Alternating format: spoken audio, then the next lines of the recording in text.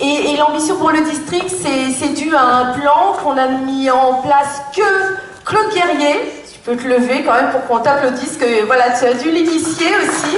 Merci à toi, Claude. Parce qu'il a fallu l'initier, parce qu'il fallait aussi reprendre aussi en main le district, s'assurer que le district était en mouvement. Donc merci à toi. Et puis un plan stratégique, ça se continue. Ça se continue, ça se travaille. Alors, au Rotary, on fait des belles actions. Franchement, personne n'a de doute ce matin. Hein. Voilà. Il y a de l'émotion, il y a des belles actions, on fait des choses formidables dans notre district, dans nos clubs. On fait des choses formidables au niveau du Rotary international, avec la polio, avec tout le reste, avec des chiffres absolument incroyables. Quand on cite les chiffres, c'est impressionnant. Mais pour arriver à faire ça, mine de rien, on est un club, on est des professionnels. Dans le Rotary, on dit nous sommes un club de professionnels. L'action professionnelle est importante. Donc, si on veut faire des belles actions, si on veut que ça dure, si on veut qu'on ait beaucoup d'impact, parce que dans toutes les actions qu'on a vues ce matin, ce qui importe, c'est l'impact. Si on veut avoir un bon impact, on doit travailler un peu. C'est bien, c'est sympa de monter sur scène, de faire, de montrer, de faire la séquence émotion, tout ça. Mais pour tout ça, c'est beaucoup de travail. Et c'est du travail de professionnel. Donc, on fabrique dans le district, on fabrique un plan d'action qui parle de l'impact, qui parle de tout ça. Et donc, on le fait au niveau du Rotary international, enfin pas nous, d'autres. On le fait au niveau du district. Vous devez le faire au niveau des clubs. Vous réunir avec les présidents qui vous suivent et arriver à parler de qu'est-ce qu'on va faire, quel est notre plan.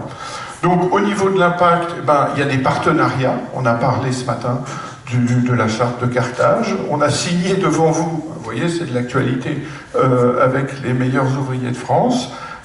Ça, je suis persuadé que ça va avoir de l'impact. On a toutes les actions avec la jeunesse et les YEP, et tout ça, ça a beaucoup d'impact aussi. Et donc, ce qui est important, c'est que on doit fabriquer, on doit travailler pour faire ça. Ça vient pas tout seul. Donc, on travaille au niveau international, au niveau district, et vous, dans les clubs, essayez de faire un plan d'action. Essayez de décrire ce que vous allez faire pour arriver à augmenter votre impact. Il y a des formations pour ça, on va le faire dans le district, mais voilà, le premier point, c'est l'impact. Merci Bernard.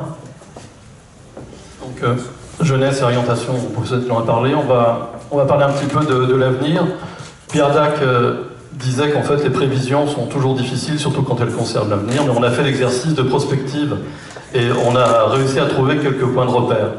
Un premier élément, en fait, c'est poursuivre la croissance des effectifs avec un objectif qui est positionné plutôt vers 2029 avec plus 8%, donc c'est plus un but qu'un objectif, il correspond à une vision et qu'on va essayer de développer et de maintenir bien évidemment sur les années qui vont venir.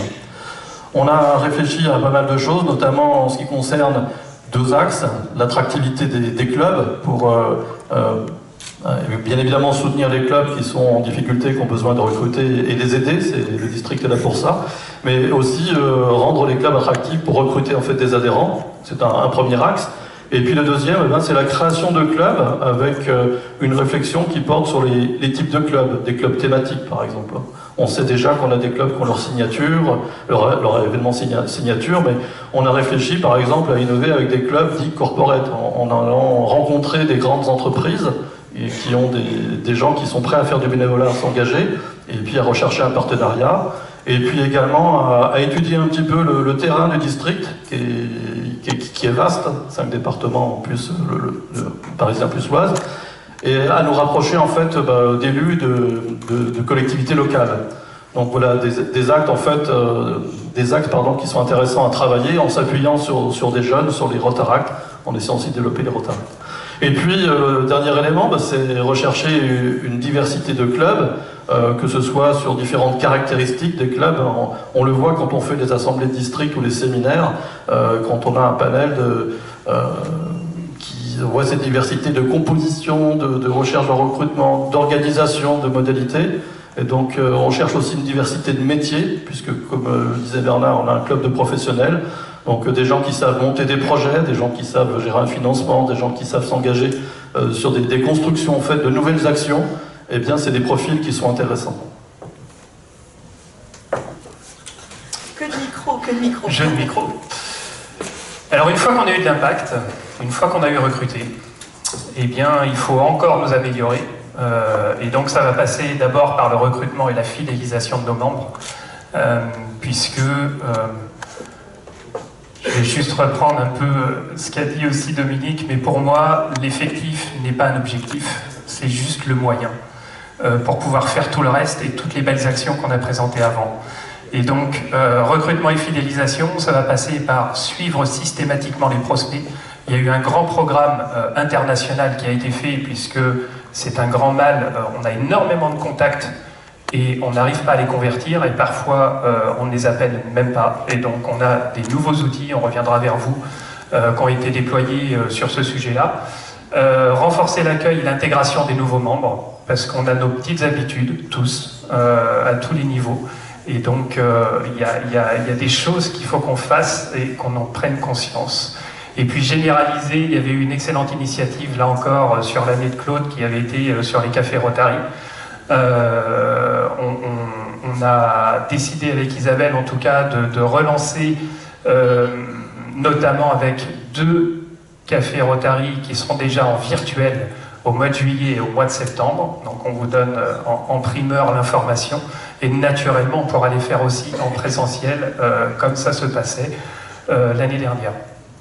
L'intégration, donc mettre en place des parcours d'intégration district et encourager la participation aux événements de district, parce que la vie de Rotary, c'est dans un club, c'est aussi au niveau du district et c'est aussi au niveau international, et ça c'est vraiment une force quand on prend conscience aussi de la dimension et de l'organisation, et c'est un vrai bonheur de pouvoir échanger avec d'autres Rotariens.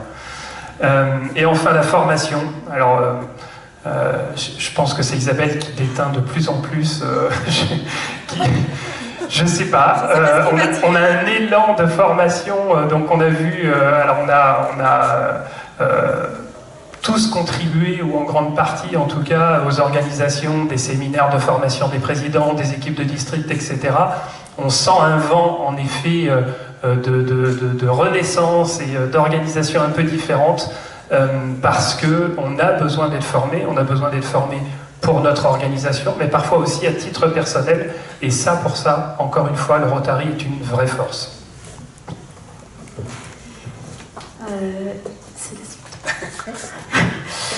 Et puis 4e point, c'est de renforcer notre adaptation. Effectivement, voilà, on a plus d'un siècle d'existence, il a fallu nous adapter, il faut encore s'adapter. Donc on parlait de formation, effectivement, et l'idée c'est d'avoir des plans stratégiques, parce que c'est plus facile de marcher dans la rue quand on sait où on va.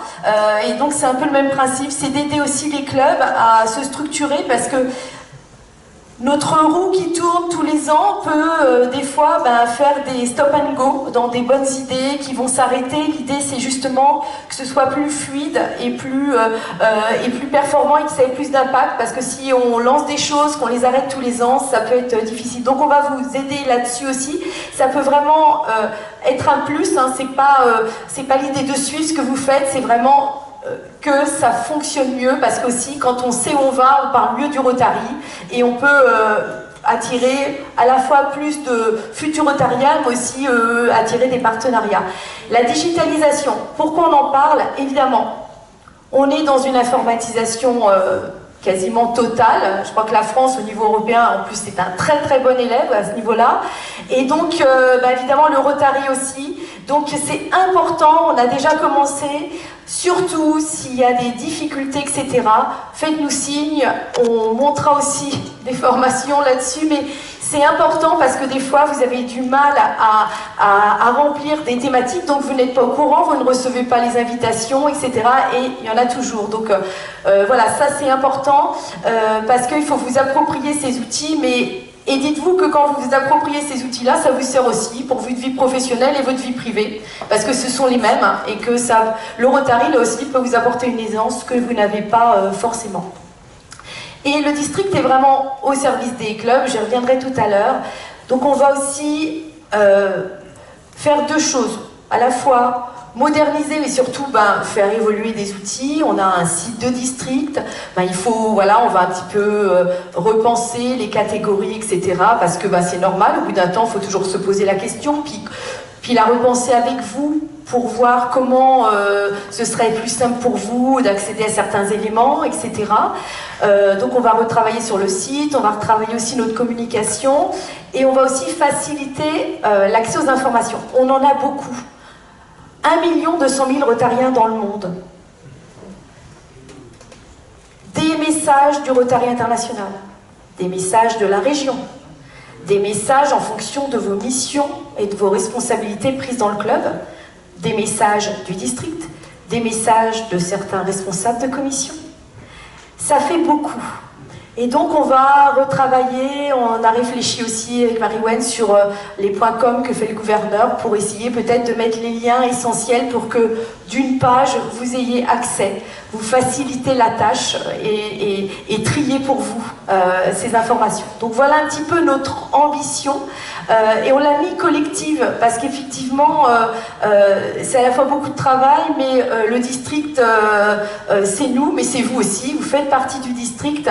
On a mis des affiches aussi parce qu'on recrute, donc si vous avez envie de travailler avec nous sur les groupes de travail, si vous avez envie de vous dire tiens, j'aimerais bien un jour être aussi membre du district, mais venez, nous avons besoin, et tous, tous les membres du district le disent, on a besoin effectivement de vous, et vous ferez avancer les choses, vous verrez les choses de façon différente. Donc voilà, c'est ça notre ambition aussi, si je pouvais résumer, c'est que notre ambition pour le district, c'est que le district soit à votre service et que vous vous sentiez être le district aussi. Merci. Alors, plus on vous accueille pour travailler dans le district, plus on est fort. Et plus on est fort, plus on va être efficace vis-à-vis de vous. Alors, je vais juste raconter une minute, une petite anecdote. Muriel va rigoler parce que on était il y a pas longtemps, comment ça s'appelle, le concours de prix d'éloquence, voilà. Et alors, il y a une jeune qui monte, et qui, vous savez, la génération Z.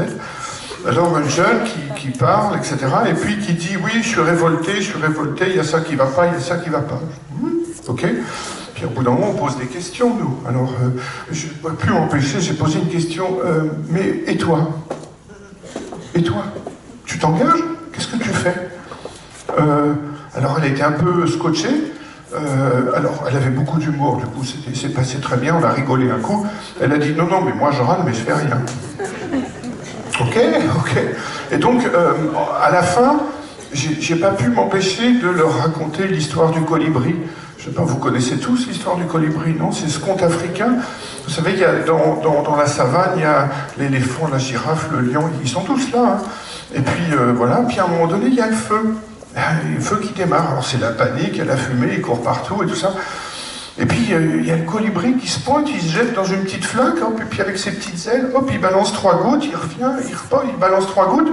Au bout d'un moment, le lion lui dit, colibri, non mais c'est ridicule. Non mais tes 3 gouttes, là, ça fait rien.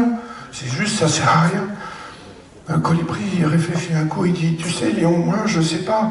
Je sais pas si ce que je fais sert à quelque chose. Mais il y a une chose dont je suis sûr. Moi, je fais ma part. Donc, si vous voulez venir faire votre part avec nous, vous êtes les bienvenus. Merci.